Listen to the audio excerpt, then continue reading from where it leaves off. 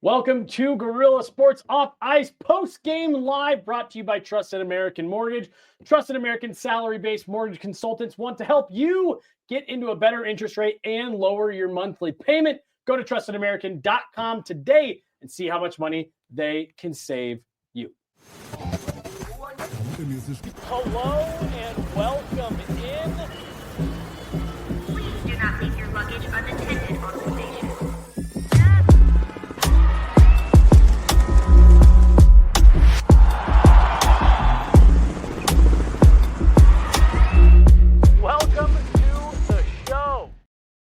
Welcome to the show. Final from Pittsburgh, 6-2. The Avs round out what was a solid road trip. Meghan, 4-1 on the 5-game East Coast swing. You got to be feeling good about this one. You got to be feeling good about the trip as a whole. A 5-point night for Nathan MacKinnon. A 5-point night for Mikko Rantanen, including a hat trick. We said at the intermission that it was great that the top guys are going, but you wanted to see a little bit more from your depth. Well, the top guys said, nah, don't need it. We'll carry it the rest of the way. Meghan, your overall thoughts on this trip? I don't want to go too far. It's one game. Mackenzie Blackwood didn't even play tonight. But we said off the top in the first intermission that it felt like a breath of fresh life had been breathed into this team. And it feels like 4-1 coming home from this trip. You put yourself firmly back in a playoff spot. You're tied with the Dallas Stars from a points perspective. And you're only 6 points back of the division lead.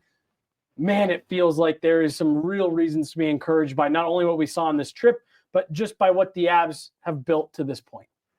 Just inside this game, to answer with 3 goals unanswered after what was a little bit of a disappointing second period, especially after such a strong first, I think says a lot about where this team is at mentally in terms of the pride that they play with, making the necessary adjustments and returning to playing hockey the way that they need to, because the 6-2 final is a pretty dominant result. They didn't have to win this game in a dominant fashion, but the hockey that we've seen from them, even looking at the recent New Jersey game, it's been really good lately.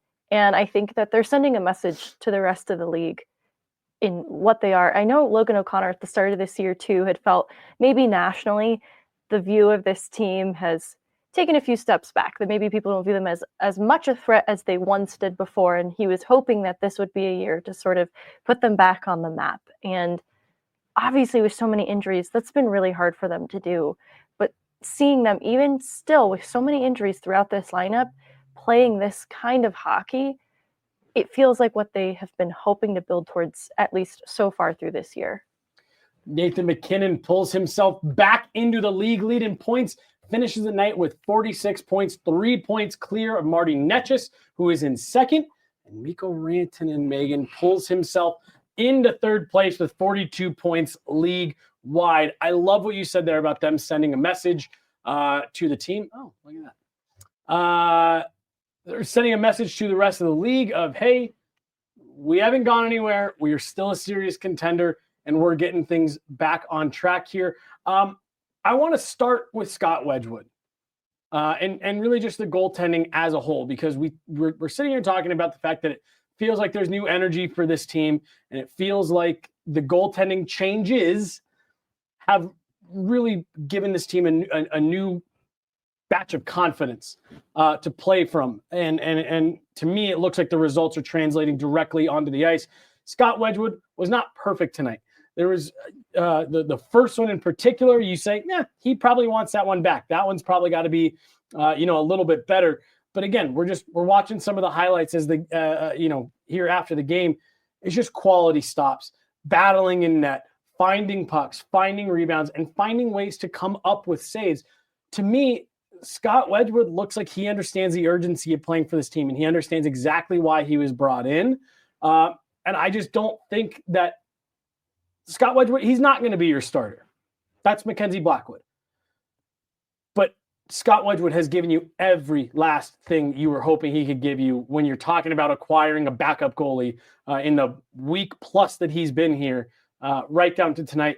I think he's been really, really good for the Avs and was again tonight. Coming out of the second period, the expected goals against was just under 2. So you felt a little bit, disappointment's a crazy word to use here. But I know what you mean. But by the finish of this game, because Pittsburgh did not go away and Colorado took a few more penalties in the third period, Pittsburgh stayed in the shots battle, and it finishes expected goals against 2.29. So Scott Wedgwood, though not a perfect game, still comes out on top, coming up with saves that maybe analytically he wasn't supposed to.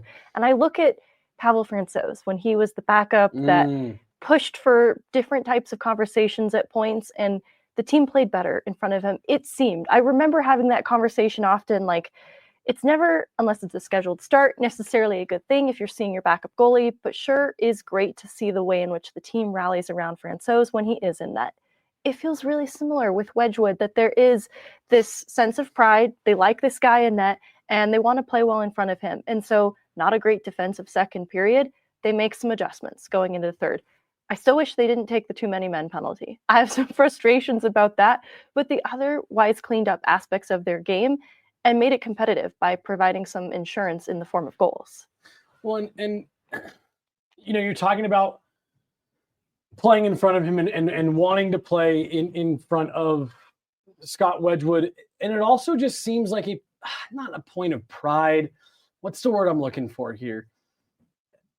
Again, we talked about it in that first intermission where I think this team recognizes what management went out and did and said, hey, we think that analytically, there's a lot of numbers that suggest this team is playing well and we're not getting the stops. And it almost just seems like there's maybe is it a sense of belief now with Scott Wedgwood and you know, soon to be Mackenzie Blackwood, just with that position completely turning over. It almost does feel like they just believe in themselves a little bit more, and they're back to trusting their abilities more. Not to, again, beat this to death. You and I talked about the play with Calvin DeHaan in Buffalo with Alexander Georgiev in net before he got pulled. And there was a play where he kind of ended up in no man's land. And you and I have discussed that we think it was a product of the fact that he knew the right play to make, and that was to take away the pass and give Alexander Georgiev the shot. But he didn't trust Alexander Georgiev to make that save, so he kind of second-guessed him. Calvin DeHaan second-guessed himself and kind of took himself out of position. That's the type of stuff that when I hear people say that teams play different in front of goaltenders, those are the types of moments I think about, is when you don't trust what's happening behind you. It's not a conscious we like Scott Wedgwood better, so we're going to play better in front of him. It's a matter of trust. It's a matter of belief in the guy behind you. And this just looks like a team that feels like they believe in their goaltender and trust that they can play the way that they are supposed to play, and that the guy back there is going to do his job. That's how it comes off to me. And when this team is playing with that kind of confidence, you get the results that you got on this road trip. I think back to, I want to say, the Nathan MacKinnon interview where, out of frustration, he says it feels like everything's ending up in the back of our net. And that's not single-handedly Georgiev. That's both the combination of Annunen and Georgiev. That sense probably does get in your head a little bit, that any time that you're trying to defend in your end, there is this overbearing sense of doom that puck is going in the back of the net. And I think to have a goaltender come up with some saves here and just some newness in net, it just sort of resets that doom cloud that was hanging over their heads. Yes. And it's great for Georgiev to get also a reset in San Jose. I think that doom cloud was hanging over everyone's head. And so I don't like to make it sound as if he was single-handedly the problem. But you're right, the team defended differently in front of him too, sometimes overcompensating for what appeared to be a lack of trust. And I think that's the difference, is it's new. So they're still building trust with Wedgwood, but I think it's starting to happen in real time, that they're able to relax a little bit and trust that they'll come up with the saves. And so they could go about the breakout or the exit exactly as planned without needing to stray from how they need to otherwise approach that. Well, and you just won't convince me that his personality isn't having a little bit of an effect on this. And just the way that he seems to immediately have integrated into this team's culture, into the locker room, the way they operate, the way they support each other. Scott Wedgwood just seems like a guy who completely understands it. I got a little bit of, I didn't get it. I saw it on Twitter yesterday, that there was just a little bit of people that didn't like the fact that Chris McFarland talked specifically about with both Wedgwood and Blackwood, bring them in that they felt they were guys that could fit really seamlessly into the locker room. And I think there was a lot of people who maybe took that as him saying, well, Alexander Georgiev and Jussi Sandinen didn't fit into the locker room. It's not that I don't think they didn't fit. I always get confused with the double negatives there. It's not that I think that those guys didn't fit in the locker room. I just think that Scott Wedgwood has a little bit of like leadership in the way that he does stuff. Not in like a, hey guys, I'm the backup goalie, everyone listen to me. But that lighthearted, making sure the room stays light while staying focused, staying serious, supporting each other. Again, we talked about that first speech he gave when he got the hat. He immediately credits Alexander Georgiev.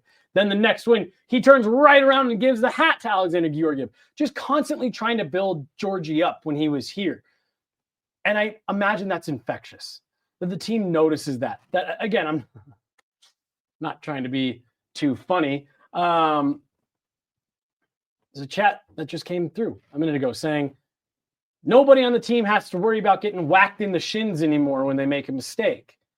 I do think that makes a difference. And I think that not only are they feeling the confidence and the belief on the ice, I think that it's translating over to the locker room. And it's just probably made for a little bit of a lighter feel around nobody's walking on eggshells.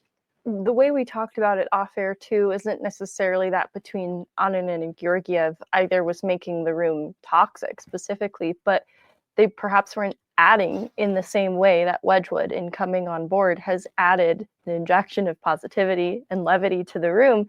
And also that newness that he brings with him, he has not experienced the bad times with this team. Mm-hmm. And so I think he can bring a new sense of optimism around where the team is headed, going back to 2 tendies, 4 line 6D all year. Mm-hmm.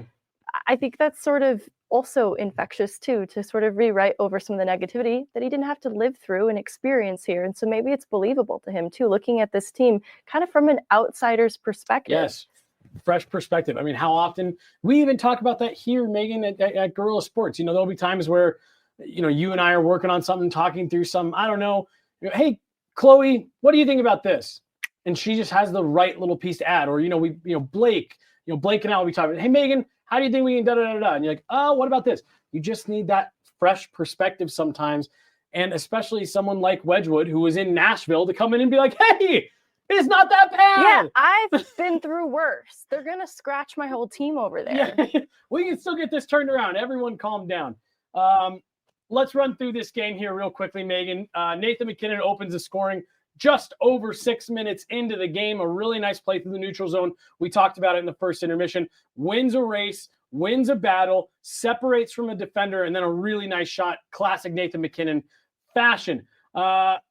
As time was winding down in the first, it was Mikko Rantanen who finds the back of the net for his first of the night off a really nice feed from Cale Makar. Mikko Rantanen gets the scoring started in the second period again. This one just under 6 minutes in. Again, really nice pass from DeHaan. Sharp angle shot by Mikko Rantanen. Finds a way to beat Tristan Jarry. That pushed the Avs lead to 3-0. You're thinking, all right, they're in the driver's seat. Everything's good. Just put a nice little bow on this one and get home. Not quite the case. Cody Glass gets his first of the season just less than 2 minutes after Mikko Rantanen made it 3-0. Cody Glass gets a little bit lost on the wall, walks in on a quasi-mini breakaway and beats Scott Wedgwood 5-hole. That was the one that you and I both agreed. If you're Scott Wedgwood, you probably want that one back just a little bit. Then in the dying minutes, just over a minute to go, Michael Bunting took a great feed from Erik Karlsson to make it 3-2. And you and I were sitting here at the second intermission, Megan, going, okay, well, what changed? What happened there in the second? This went from they're running away with it to now hold on to your butts. And we said they needed to dial things up in the third and that they needed to get some contributions from guys that weren't on that top line. It wasn't necessarily depth scoring, but Val Nichushkin comes out just under 4 minutes into the period and scores one of the most Val Nichushkin goals that we've seen. So big, so strong, so hard to knock off the puck, drives the net and tucks it, makes it 4-2. And it felt a little bit like the Avs started to just pull away from there. Arturi Lehkonen off a beautiful feed from Mikko Rantanen made it 5-2 with just under 10 minutes to go. And then Mikko Rantanen sealed it with the empty netter, just under 5 minutes left to play. In regulation, Nathan MacKinnon was looking for him all over the ice before finally finding Mikko to cap off the hat trick. That puts us at our final 6-2, Megan. I started us off with goaltending. Broad strokes, your thoughts on this game, 6-2 win for the Avs. Well, I've seen some criticisms around the top line lately, especially pointed at the power play because it just hasn't been converting. And that's still true of tonight. But it's easier to forgive the frustrations there when the 5v5 scoring is producing at this clip. And I think looking at the Val Nichushkin goal to kick off scoring in the third period, it was actually a dicey start for Colorado. They're spending a lot of time in their own end, perhaps missed calls that didn't go in their favor, and they could have easily become frustrated by it. But instead, Val Nichushkin sees an opportunity to force a turnover at the defensive blue line and create an opportunity for himself from hard work. You look back at every goal scored tonight, there's hard work somewhere in the play to make it all possible. And that's true of Val Nichushkin. A lot of speed, a lot of power too, to beat his guy, not only coming out of his own end through the neutral zone and then again on the re-entry. It's all born from hard work from the top guys, but I specifically keyed in on the second line coming out of that second period. I'm looking at the top guys with no criticisms. They are showing up for this game exactly as they need to, doing a lot of the heavy lifting. I want to see the second line get going. Val Nichushkin helps to right that ship a little bit. I still think it was an off night for the second line, but a lot of things can be corrected when you swing the momentum back in your favor after a rough start in the third period, because things started to go well for them after that. Well, and like what we were talking about in the second intermission, in those types of instances, I don't need the second line to be buzzing around like a top line all night. If that were the case, they'd be your top line, not your second line. And to your point, you can kind of make some of that stuff go away with a strong third period performance by taking timely goals, by scoring some timely goals and helping your team out when they need it. When, hey, we let a 3-goal lead slip away. The top line is buzzing. They're playing really well, but they need some additional support. Second line being able to come in behind that, give a little bit of support, and then get out of the way for the top guys to keep going. That's what you're asking for. Again, yes, you'd like to see it a little bit more evenly distributed night in, night out, but that's true of probably every team in the NHL. We'd like to see our depth guys lean in a little bit more often. Let's talk about that top line, because you are right. Nathan MacKinnon in particular has been receiving a lot of criticism recently. Mikko Rantanen, even though he's buzzing along 18 goals, I feel like anytime he goes more than a period, if he doesn't have a good period, everyone's, Mikko Rantanen, too lazy. Oh, wake this guy up. Oh, someone, he just keeps buzzing along, Megan, even on nights where he's seemingly doesn't have it, finds a way to contribute. Tonight, it's a hat trick. Let's start with Nathan MacKinnon. I thought he was outstanding again tonight, 5 points. When Nathan MacKinnon is at his best, he's driving the bus, whether he's actually contributing from a points perspective or not. We saw that. I believe it was in that last home game right before they left for the road trip, where Nathan MacKinnon, he didn't have any points, but he was outstanding. Tonight, I thought the production matched what we saw for the play. Was that the Edmonton game, do you think? Yes. I think I agree with that assessment. And that's where it's like, okay, he's doing a lot of the right things. He's going to be rewarded soon. Just have some faith in the talent that is Nathan MacKinnon. And even after his first goal tonight, I had made a joke off air about if Nathan MacKinnon doesn't start scoring again soon, he looks like he's going to kill somebody. And even after his first goal tonight, he still didn't look satisfied. He looked like a man on a mission. I looked at you actually even and made the joke, and you were like, I don't know. I still think he's going to, again, I don't think he's actually going to harm anyone, but he is a man possessed in that mode. And I think I've heard Riker describe it as video game mode for Nate. And honestly, speed is so much of what helped the Avs to topple Pittsburgh, because in terms of creation on either side, it was actually pretty close throughout the whole of this game. And thankfully, Colorado's giving it right back, but Pittsburgh blocking a lot of attempts from Colorado. And so it took some speed then to counter what Pittsburgh was doing to stop some of the creation from getting dangerous. So speed from Nathan MacKinnon, a key part in this. Teammates, obviously, that can keep the pace with him. You kind of talked about needing to see more of that in the third period. And I look at that Arturi Lehkonen goal, and it's absolutely born from speed. Obviously, Val Nichushkin's individual efforts born from speed, but also similarly still all hard work. And I like to see that top line working together too. You know, the connection of the passing play on the Lehkonen goal, it requires a great entry from McKinnon, and it's not necessarily his usual theatrics. It requires a little bit of work below the goal line and a quick no-look pass to Rantanen, who's got a guy behind him too. So the whole thing had to unfold very quickly, but they found each other, and so you could see that connectedness that has maybe felt lacking in a couple of these games. It's finally starting to pay off for them. Mm-hmm. And I talked about it in the, I believe it was the Carolina game, of the team building on good things that they've done. And that was what they didn't do in the Carolina game. But I think every game since then, they've gotten better. I actually think they were doing that in games leading up to the Carolina game. And I feel like they rounded out this trip by exactly what you're talking about, stuff that's starting to finally go their way. And it's not just flashes in the pan. They're able to translate it from one shift to the next, one period to the next, one game to the next right now. And I am interested. I'm very excited to see what this brings out of this team coming back home in a much better spot than they were when they left out on the road. From a points perspective, from a roster perspective, from a morale perspective, I'm going to be really curious to see what they can do when they get back home and add Mackenzie Blackwood into this rotation.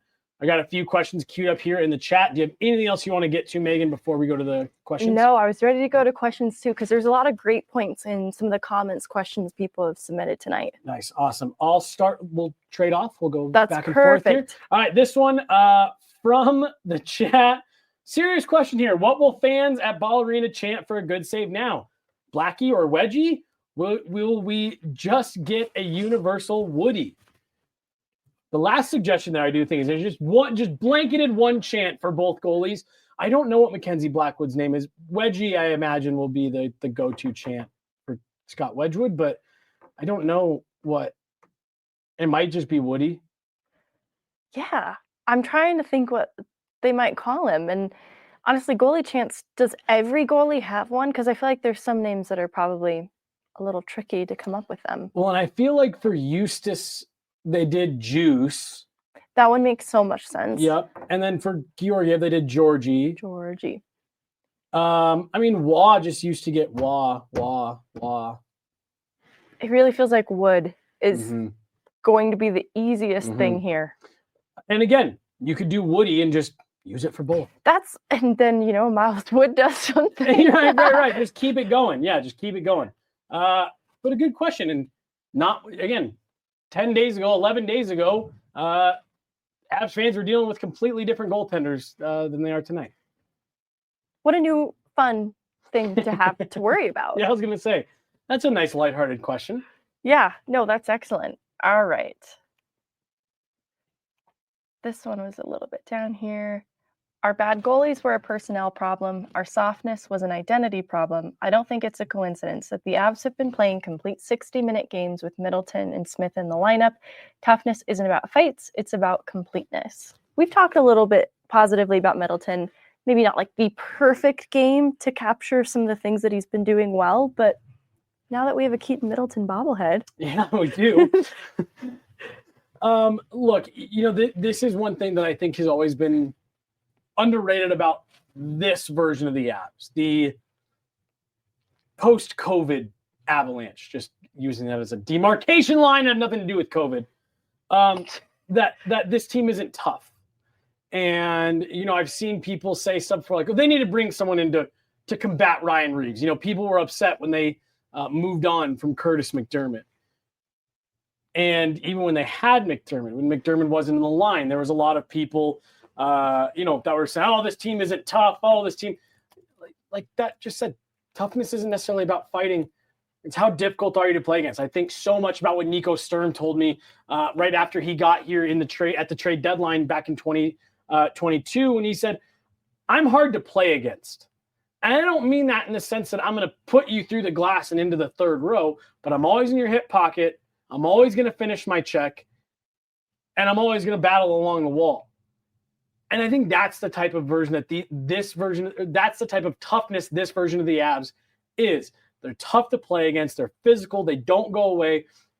A guy seems to learn every 6 weeks how strong Nathan McKinnon is, and I just don't know how that message hasn't gotten around to the rest of the league. It always takes him dropping somebody in open ice for everyone to be like, oh, that's right. Trying to hit him usually isn't very fun. This is a tough team, and I think that gets undersold a lot. I do, because they don't always play tough. I look back at the Carolina game, and I think that it was an issue for them and is part of why they struggled in that game. And so I think it is interesting to see Middleton then get in games following that. He is as advertised in what he does with the Eagles. I think, too, I've gotten some questions about why not Ludwig instead of Middleton, because Ludwig is also billed similarly as a tough player. And I wonder if it's as simple as Middleton having even more familiarity within the Avs systems, having played in Colorado with the Eagles who operate so similarly, that there's even maybe a little more trust there. I think there were some mistakes in Ludwig's most recent game. I don't think they're entirely his fault. Right. But I do, because it was the Carolina game. It was not everybody's best showing. But Middleton obviously adds toughness, and I think it inspires toughness throughout the team too. But it also goes back to the details and the work ethic, because to your point, the way in which they are tough is just by being strong in battles. I think they were that way tonight, looking at someone like Lecky being a puck hound. And that is a different sort of tough, kind of like what you described with Nico Sturm. And they have success. It's part of Bednar's identity. And so he needs them to execute in order for things to work on their end too. And so that's where they do sometimes fall short. But I feel like that's a decision, and not because they lack the toughness. They just kind of have to take those extra 3 strides and finish assignments, and they end up on the right side of things usually. Let's go to the next one here. This one's from Keaton in the chat. Heard anything new on Miko/Avs salary talks? Well, I mentioned to you part of the way through this game, Megan. I said, you might want to get this guy signed sooner rather than later. I haven't heard anything new. I talked to some folks throughout this week here that are like, yeah, they'd like to get it done. You and I were commenting the other day. I know CMAC, was wanting to get this done sooner rather than later, not letting it go too far into the season. I haven't heard anything new. That I don't think that's anything overly negative. That report was out there a couple weeks ago that he was maybe thinking that he could get upwards of $14 million on the open market. You and I were saying, yeah, maybe that's true, but pump the brakes. That means 12.25 per year over 8 years instead of 14 per year over 7, which is money that the Avs would be able to do. Especially if the salary cap does end up having the bump that is reported. Going back to the Middleton Smith conversation, did you have any thoughts on Giovanni Smith's debut with the Avs? What was his final ice time? Do you know? Do you have it in front of you? I do. It was 8:19. More than I thought. I thought he was fine. I noticed him a couple times out there being physical. I made the joke to you because it looked for 1 second like he was the one who maybe took a tripping penalty. And I was like, send him down. But it wasn't him. It was Ivan. I thought Smith was good. I'm essentially looking at that as like another AHL call-up for this group. And you found another guy that could contribute, look good, and especially on his first night in Denver, or with the Avs, not in Denver, but with the Avs, playing on instinct, and I think you liked what you saw. Physical, aggressive, not afraid to mix it up. I think I'd agree with that assessment. They're still down plenty of bodies right now that we'll probably see some more of him, and he has more NHL experience under his belt than Prishepov, who I really, really like. I agree. But I see the value in getting him in some games, especially since San Jose had him clear waivers before coming here. There's flexibility and ease in his utilization, and I don't love that he took a penalty in his debut when I specifically asked them to be disciplined, but I also know that sort of comes with the territory in him and how he's played as a player historically. But I think he was tied in the team lead for hits with Chris Wagner at 4. So he's one of the guys that Bednar would probably have described as loud in that sense. A shot on net, couple of hits, couple of takeaways. I didn't specifically notice them. They end up in the NHL stat sheet at the end of the night. And I didn't necessarily notice him in a bad way. A lot of things end up on the NHL stat sheet at the end of the night that shouldn't be there probably. Yeah. So he didn't get the penalty. He got one later in the game. Yeah. Okay. It wasn't Ivan. That was Ivan served the too many men. Giovanni took the tripping. That was what I thought. Because they showed the replay for Giovanni. tripping a guy, and then it cut to Ivan in the box. I was just very confused. I'm gonna have to go back and rewatch to make sure I get this penalty right. I don't want to hold it against Shivani Smith. He was fine. He was fine. I'm with you. I got one more in the chat. How many more do you have? Actually, I haven't picked any new from the chat. So. Oh, okay. All right. Well, I'll go with this one. Then if you find any more, we can do that, and then we'll jump out. That sounds perfect. Do you guys think Mikko and Kale's production is going to hurt Nate's chances for the Hart again? No.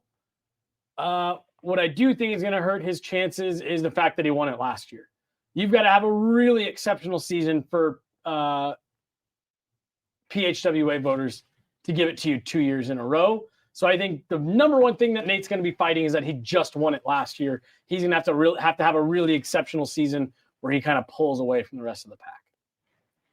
I think it is going to be hard, and it's a good problem to have. And I don't know that he worries too much about it when there are other bigger aspirations that he's chasing. Especially now that he's got one. He can Absolutely. Don't care anymore. Yep.